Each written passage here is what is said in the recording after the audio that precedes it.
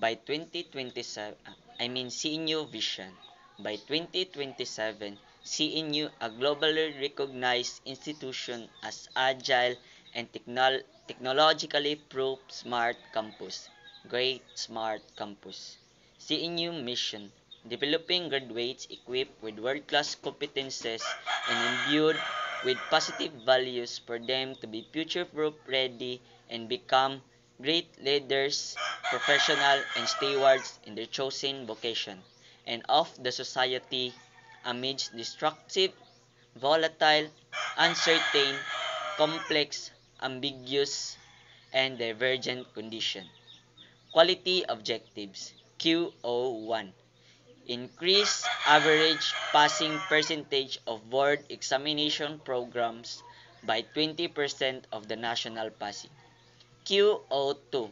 Ensure 80% cohort survival of graduates in the undergraduate programs. QO3. Increase number of publication in the referred reputable journals. QO4. Increase technical advisory extension services that are responsive and timely in the needs of the community. QO5. Timely compilation of financial accountability reports. QO6.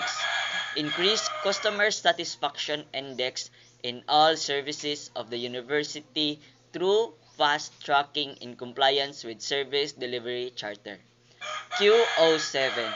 Institutes timely risk management protocols in order to mitigate effects of, of risk in its various process deliveries.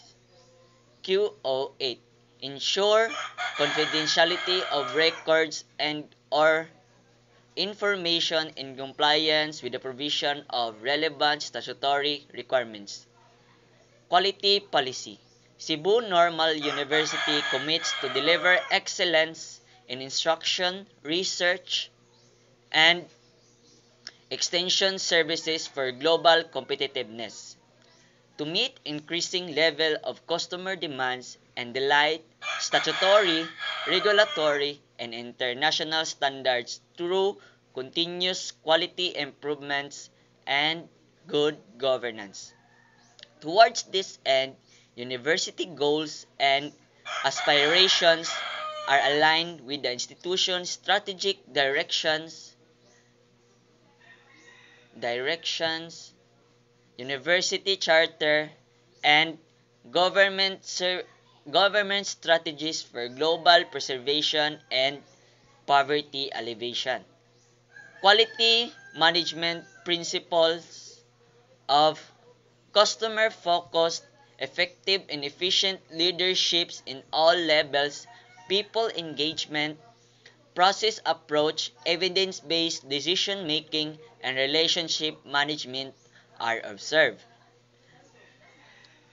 To ensure to ensure compliance with the commitment, relevant and responsive virtuals and or physical monitoring, review, and upgrading of service delivery are implemented.